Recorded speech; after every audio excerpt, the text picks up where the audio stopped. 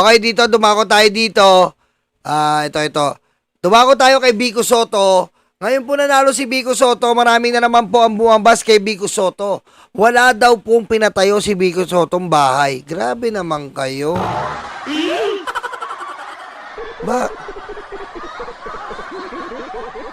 Grabe yung mga tao no? Alam nyo, grabe yung mga tao Ano ba gusto nyo talaga? Good governance?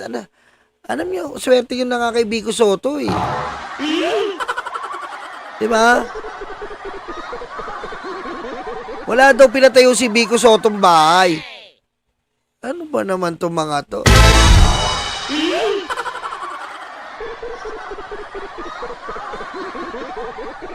Soto and the landslide win, considering a little bit of backgrounder for our viewers.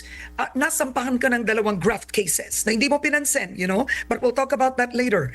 Kung ano-anong akusasyon ang itinapon sa iyo with regards to the new Pasig City Hall and other projects. Pero yet, the Pasigueños gave you a stronger mandate. Well, Ma'am Karen, siguro... Kaya nga sana sa may Manila may Vico Soto. Ewan ko. Nanalo yung isa doon, ewan ko. No comment na lang ako. No joke, no. Nakita po dito yung mga akusasyon, kung ano man aligasyon, wala kasing basihan if it even had, the smallest amount of evidence or the smallest amount of may problema talaga, may nangyari talaga hindi maganda, siguro iba yung magiging reaction ng Pasigueño. Pero gaya na banggit nyo, may nag-file ng kaso sa ombudsman. Kahit sino pwede naman mag-file ng kaso sa ombudsman without any evidence. File lang naman yun Papareceive mo lang yung papel, papakita mo lang sa media, uy, received copy. But wala naman nangyari doon. Hindi ko alam kung ano nangyari, kung may fact-finding ba or what. We didn't even receive a copy of all of those cases they filed. We didn't even receive a copy from the ombudsman. So, ganun ka walang kwenta yung mga kaso. Kung may kahit konting basihan yan, siguro nagpadala man lang yung ombudsman sa amin ng kopya para sabihin na, uy, paliwanag nyo to. Or, wala ganun ka walang kwenta. Talagang harassment lang. Tingin ko, nakita ng tao ito They saw right through all of these schemes, all of these dirty tactics, from fake rallies to whatever else they did. And I mean, they really spent a lot. Our opponents, yung katumbali namin, talagang gumasos na malaki. Pero the people saw right through it. Oo. Ito matanong ko lang before we get to the real issues. Nagulat po ba kayo, Mayor, na yung katunggali nyo, si Sara Diskaya, was a first-time voter? Yes. Pati buong Pilipinas nagulat.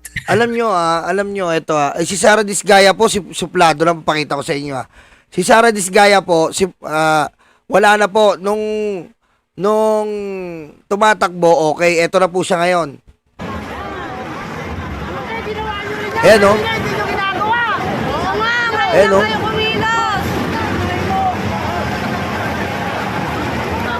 Ayan na po yung kalaban ni Vico Soto ngayon. Ayan na yung kalaban ni Vico Soto ngayon, suplada na. Ayan o. Ayan o. Ayan o. Namamaltrato na kagad ng kababayan.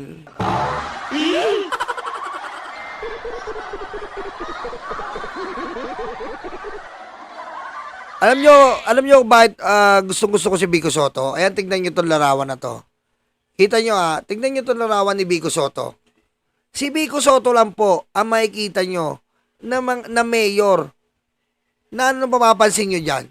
Siya lang ang mayor na may ID.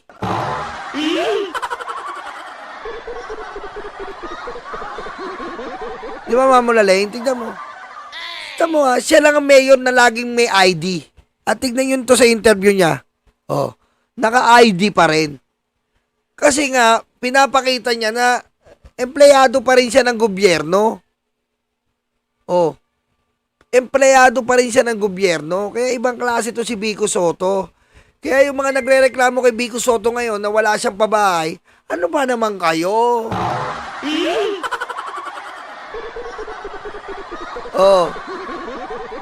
Hindi. Marus Vlog, hindi. Mahirap magtiwala sa mga Sara talaga. Sara rin yun Mahirap magtiwala sa mga Sara.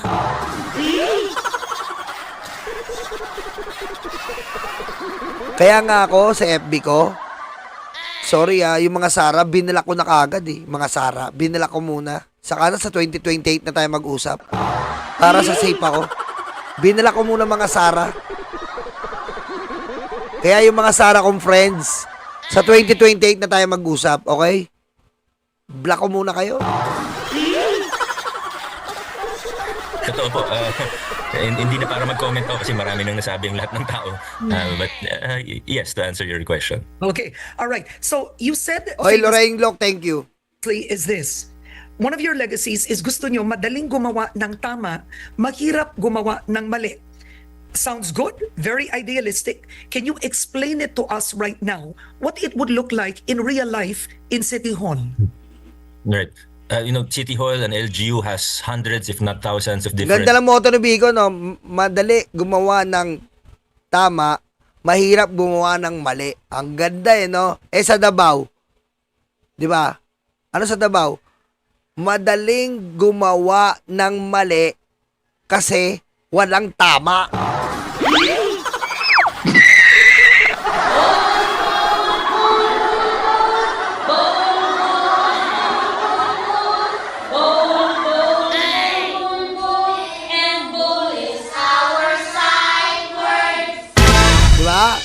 Ang laki ng pagkinakaiba no? Programs, projects, activities at any given time. And we're proud of our accomplishments in healthcare, for instance, before our interview Ay, started. sungay ba yon sa Ilocano? Kaya naman pala Macro, sungay ba yung Sara sa Ilocano? Kaya pala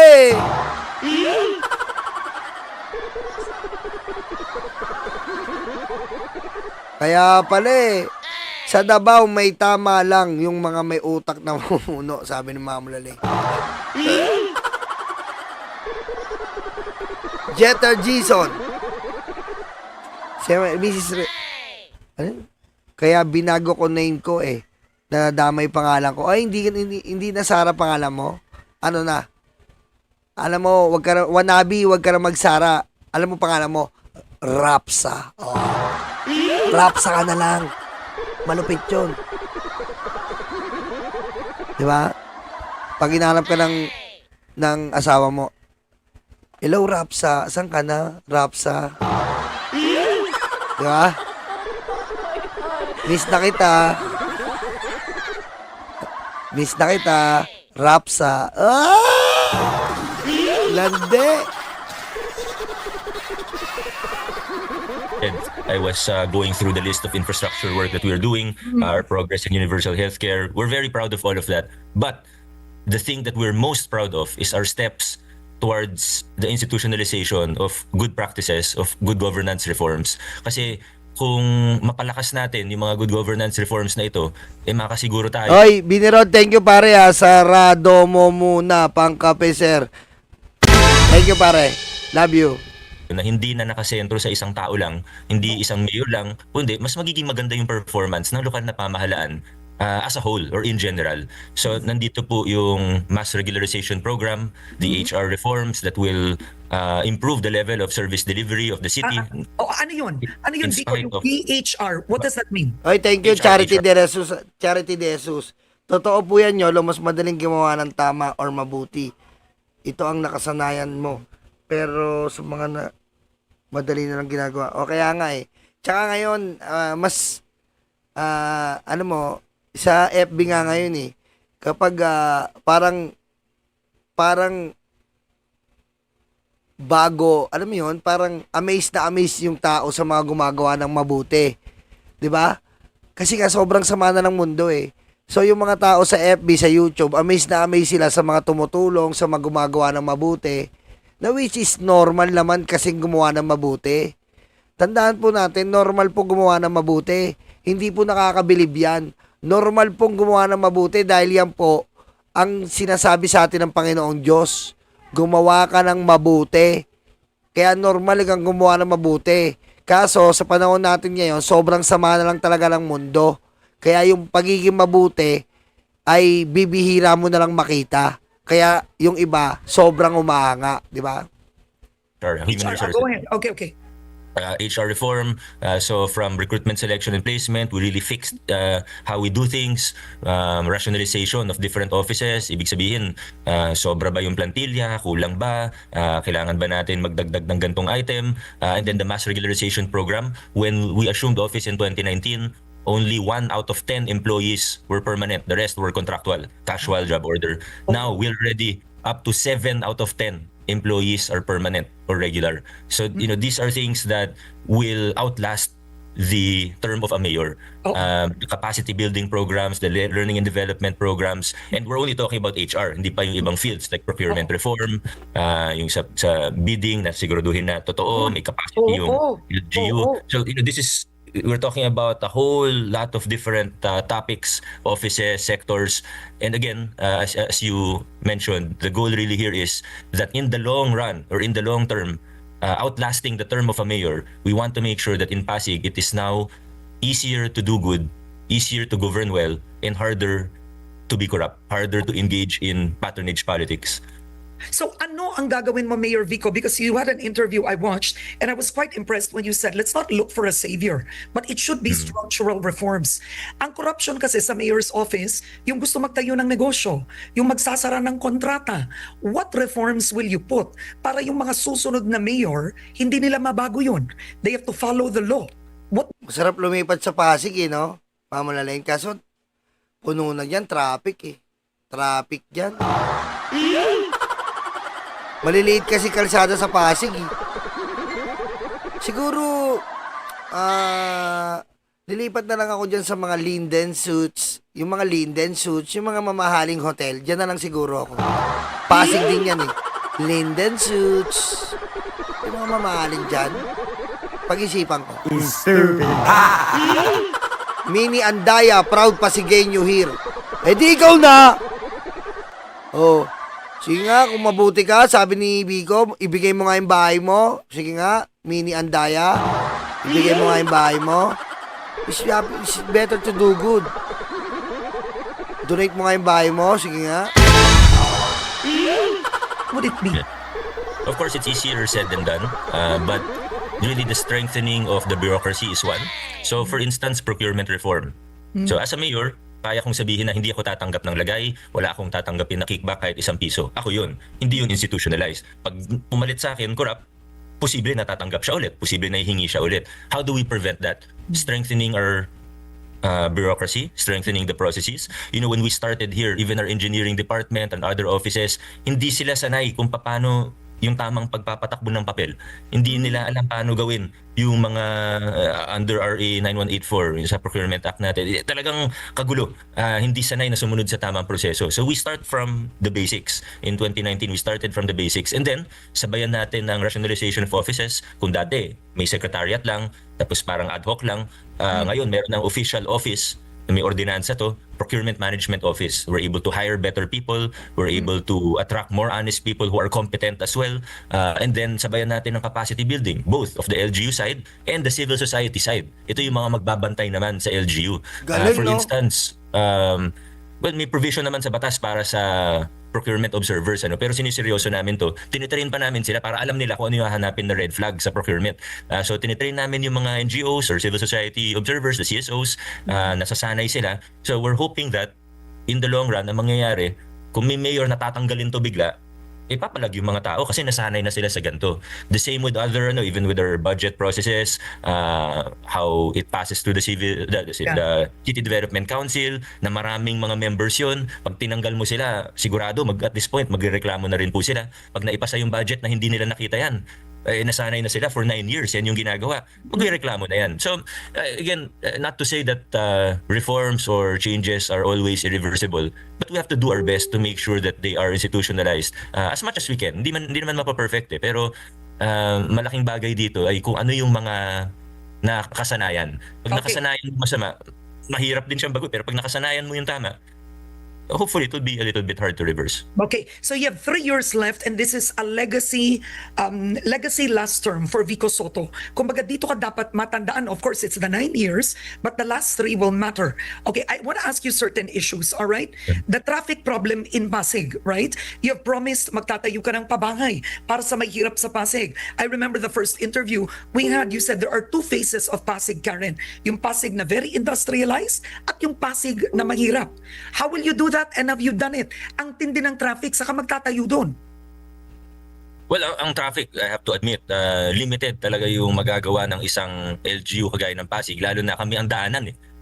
East to west pag umaga, west to east pag hapon o pag gabi, Ortigas Avenue, north to south to C5 pag umaga, south to north pag hapon, naiipit kami, nachuchoke kami. Ang pinakamalaking may ambag namin talaga dito ay yung tulong at suporta sa nasyonal pag may mga project katulad ng subway, katulad ng iba pang mga mass transport project, kung matuloy yung MRT, yan yung maitutulong namin. Yan yung makakatulong din sa traffic situation, hindi yung kung ano-ano mong naiisip. Although we have mitigating measures, but that's pretty much what it is. Yung pangalawang nabanggit po ninyo, yung sa pabahay, I have to emphasize, yung pag sinabi natin yung pabahay natin dito sa Pasig, unang-una, inayos namin yung pulisiya mula 2019. Kasi yung trend nung before 2019, ay may mga relocation site na malalayo, nire-relocate doon yung mga nasa danger zone. Ang ginawa namin ng pulisiya, simple lang, walang demolition, walang relokasyon hanggat hindi maayos ang relokasyon. Ibig sabihin na maayos, may kuryente, may tubig. You'd be surprised before they would already send people to housing sites. Hindi pa maayos ang linya ng kuryente, hindi pa maayos ang linya ng tubig na hanggang ngayon inaayos namin yung mga previous housing sites. So may access dapat sa education, healthcare, trabaho. We have 2 vertical housing projects ongoing right now. These are targeted for people in the danger zones. We have one for the Rosario floodway and we have another one for the Santolan residents who will have to be relocated because of the revetment wall of the DPWH. But it's an LGU Grabe, no? Yan ang maganda mayor, hands-on, eh, no? Hindi ibang mayor naka-hands-on lang sa pera, eh. Hands-on, no? Ibang mayor naka-hands-on lang sa pera, eh. Hands-on tayo, men. Pera to, men. 1, 2, 3, 4, 5, tsa. 6, 7, tsa. 8, tsa. 9, siyam, tsa. No? project, the housing. Now, I have to Mayor emphasize, Vico, I wanted to ask, the accusations that ni isang pabahay, wala pang naitayo si Mayor Vico, would that be accurate? Or would Ayan you... na, Mayor Vico, walang na tayong pabay. What? Ganun, Mayor. Vico, ba't wala kang nagkatawang pabay? Ha? Buti pa si Pulong, ang daming bahay bata. Ganun. Dahil ka pa ni Pulong. Ang daming bahay bata ni Pulong, ang dami. Nagsawa siya, pinasok niya ng pinasok yung mga bahay bata. Ah. Ganun, Biko. Ba't ka wala kang ano? Paniwanag mo yan. Ah. say that's a complete lie? well, totoo naman, wala akong pinatayo nung first term ko. Nung second term siya nagsimula. Okay. Meron pala second term eh. Hindi ako nagpatayo ng first term ko kasi naglilinis ako ng procurement. Oh. Of course, the pandemic is also a small factor, but the big factor is I announced that even before I became a mayor. Sabi ko, hindi ako magpapagawa ng malaking infrastructure project sa first term ko. Bakit? Linisin muna natin ang procurement kasi billion-billion ang nasasayang dyan. Galing. So now that billion-billion na yung natitipid ng pamahalaan na dating napupunta sa korupsyon, now is the time to make big projects. Ngayon, but I have to, kung maisingit ko lang po, Ma'am Karen, yung sa housing, hindi lang siya project na mataas eh. Hindi lang siya vertical housing project. In fact, in the last 3 to 5 years, medyo nag-stop because of the pandemic, but in the last 3 to 5 years, we have helped more than 3,000 Pasigueño families in the situation with their land. Ibig sabihin, napasa kanila yung lupang kinatitirikan ng mga bahay nila. So, mas malupit pala si Biko. Hindi man siya sinasabi niya nakapagpatayo ng bahay, meron siyang 3,000 na binigyan ng lupa. Aba!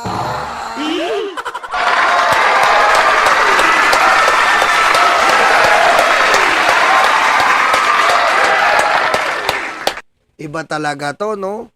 Iba talaga. Kumbaga, hindi nga daw siya makakapagpatayo ng, oy, AAB, Tampino TV. AAB, kamusta na kayo ng boss mo? Pinromote ka na ba? Ibabash ko yan. Kumbaga, yung first term niya, nilinis niya muna ang procurement. 'Di ba? Parang Sara Duterte.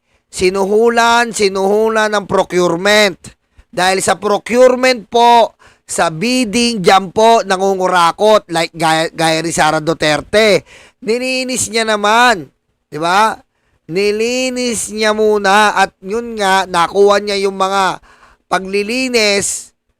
Ngayon, pagkatapos ng second year niya, dito na. Hindi lang po bahay ang pinatayo niya, binigyan niya po ng lupain ang mga Pasigueño. 'Di ba? Pag-aari na mismo ng Pasigueño ang lupa. Ano mas lulupit doon? 'Di ba? So, kinuha niya muna. Nilinis niya ang mga pagnanakaw, yung mga nakukulimbat na nanakaw ng pera ng taong bayan, kinuha niya yon. Pagkuha niya doon sa mga ninakaw na pera ng taong bayan, binigay niya sa tao. Putek talagang mayor to. Lupit, Ma'am Ace Berhel. Yung, As is. ganun ba? Iba-iba po yung sitwasyon. Meron po sa Kalawaan Maria na Brace. na-settle yung sitwasyon sa COA. Pinagbati na magitan po kami. Ano, yung, yung, pati yung, sa mga Hawaii, naayos niya. Namin sila.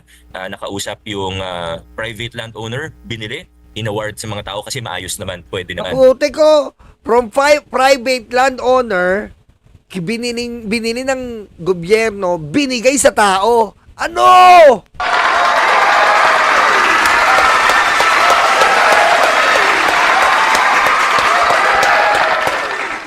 Lupit ni Vico Soto. Lupit talaga neto, men. So, ba't natin i-relocate pa kung pwede naman dun na sa site nila? So, may mga iba-ibang sitwasyon. Yung isa... Di ba? Tignan mo. Kasi minsan po, may ganyan. Yung private, magpapaalisin na yung mga tao. Ang ginawa ni Vico, hindi na pinaalis. Ba't pa kung na kayo mag-relocate? Bibili na ng gobyerno yan para sa tao. Oh, teko. Oh! Galing. Nagkaroon ng donation sa pinagbuhatan, nagkaroon ng donation previously, nagkagulo-gulo, may mga kaso-kaso, nag-away-away yung mga grupo. Again, namagitan po kami, napag-ayos namin sila, award na rin ngayon. So, this is more than 3,000 families na hindi kinailangan gumastos ng gobyerno 3,000 pamilya po at na magpatayo pa ng kung ano-ano. Or ng, laking tipid na naman ni Vico noon. Hindi niya na kailangan pa nga naman magpatayo pa ng mga bahay kasi gastos ng gobyerno. Inayos niya na yung sitwasyon ng lupa. Napakatalino mo ha.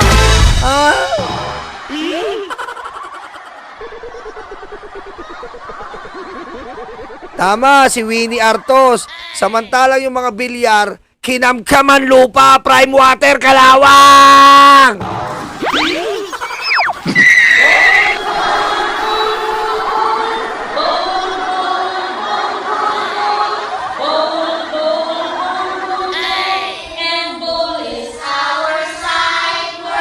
Brenda Bardon, Chef Roberto, Onesto, Lucy Sia, shoutout sa inyo. sa ibang proyekto, doon na sila, inayos namin. So, I think that's an even bigger accomplishment than just building a Building new new one. houses. Pero Mayor Vico, Tama yun ha. Bigger accomplishment yun kaysa gumawa ka ng panibagong proyekto. Galing ni Vico Soto, no? No, ang pogi na, ang talino pa, ang honest pa, di ba, honesto? Ikaw honesto, honest ka ba?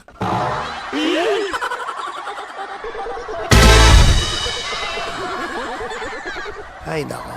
Ayan po, malinaw na kasi trending po yan ng mga basher ni Vico Soto. Siyempre, hindi naman natin na yan. Siyempre, kambal ko po to. Pag binabas po si Vico Soto, binabas nyo ako. Kasi kambal ko to eh. Okay? Okay? Kapatid ko po sa labas. Kasi po, nung si Vic Soto po, may naanakan siya na ako po yung resulta.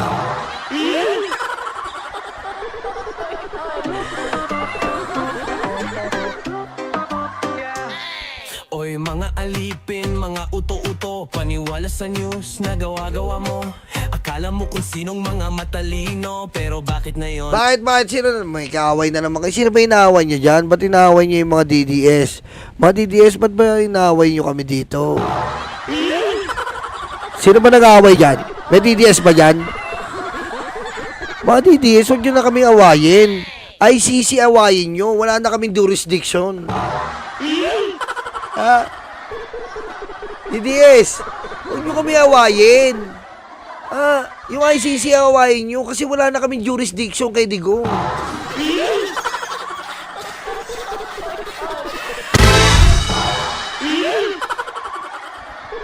Mukha kayong tanga at gago. The fake news yan, tinawag sa kongreso, nagtago sa lungga. Matapang lang talaga sa social Gusto mo akong balatan? Baka pag binalatan mo ako, putik ka.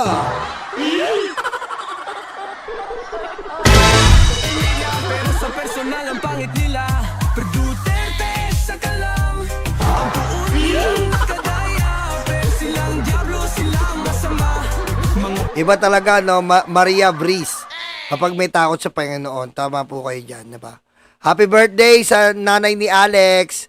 Nanay, happy birthday po. I love you. Stay healthy and stay strong. Drink your maintenance. Kayang-kaya po ni Alex yan. 70,000 po ang sweldo ng anak nyo. Sinasabi niya, 40 lang. 70 po, may incentive pa siyang 30,000. Si Alex po, sumasahod niya ng 100K. Niloloko kayo ng anak nyo. ito na walang hiya. Huwag tularan o galing diablo yan.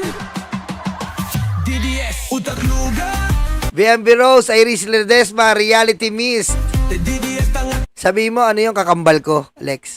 Ma'am Jo, Sweet Sense, Alexa Gampaga, mga late to, doon na nga kayo sa ibang channel. DDS, Grandma Jules, utak luga. DDS tanga-tanga. Mama Laleng, kay Alex na ako mangungutang. Malaki pala sweldo niya.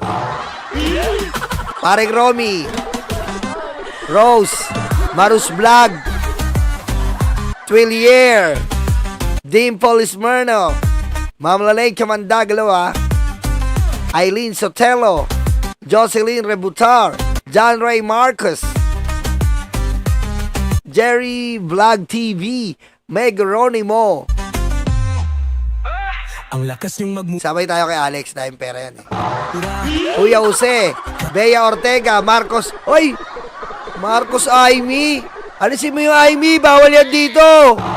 Kala nyo matapang, pero pag nahuli umiiyak sa tabi. Dua, SN Blue. mga edukador o Totoo yan, Nyolo Soto po ako. Nyolo Soto. Kaya nga po Nyolo deterred ako eh. Deterred. Kumbaga, Nyolo Soto deterred talaga ako. Deterred ako talaga. pero walang diskarte, kaya binenta ang boto sa pangak. Happy birthday, William from Wetsky. Sir Wetsky, I love you. Tae, hoy, utak nyo Happy birthday sa anak niya si William from Sir Wetsky. parang lugaw, maputik, malabnaw, walang lamang kundi sabaw. Kala mo matapang sus, plastic lang yan. Pag may tunay, Maribel Pastorero, Bombi Del Dacan, JXL Puta. Ma'am Eteline, oy. habang kayo'y nagtataguan. AI Morena, Terte sa kalam, ang puon nilang nakadaya. RM Music Entertainment, shoutout po. Pero sila ang diablo. Maraming salamat mga libag try ko mamaya kasi hindi ako makapag-live eh. Alam mo si Kirk Lea, nahihiya ako eh. Sinusumbatan na ako eh. Ha? Si Kirk Lea eh. May live si Kirk Lea eh. Sabihin ni Kirk Lea, sumasabay ako, nagagalit eh. Sila ang masama, mga kulto'y Bambi! to na mga walang Nampems! Mami Irene, Daddy Armin, yo! to DDS, utak Mary Jane Vera Salsal Panero Pilcher. na DDS tanga. Alexa Gambalaga, Kyle Juni, Mami Rose, Kiram 77, Lotto Kagaya-Kayan. To DDS, utak luga. Na DDS tanga. Oh, hindi ko nasasabayan, Mama Laleng. Sige, try ko mamaya, madaling araw tayo uli.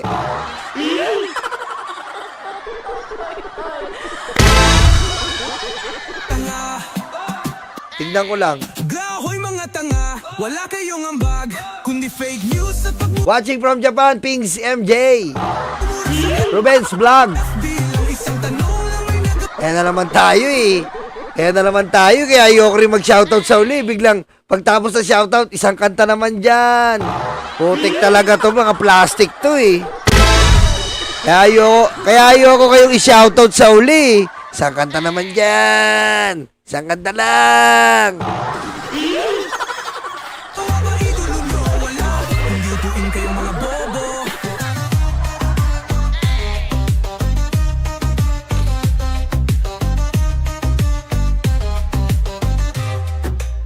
Ang DDS utak luga, ang DDS tanga-tanga, ang DDS utak.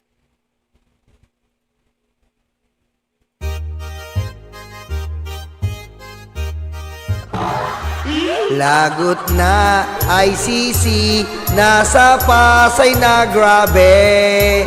Si Bato natatakot na iiye. Ang lapit ng ICC, yung DDS na torta. Nasa Davao siya, ayun na lusaw na siya. Anong gusto mo, Mr. Bato? Ligtas ka sa ginawa mo. No, you don't. No, you don't. No, you don't. No, you don't.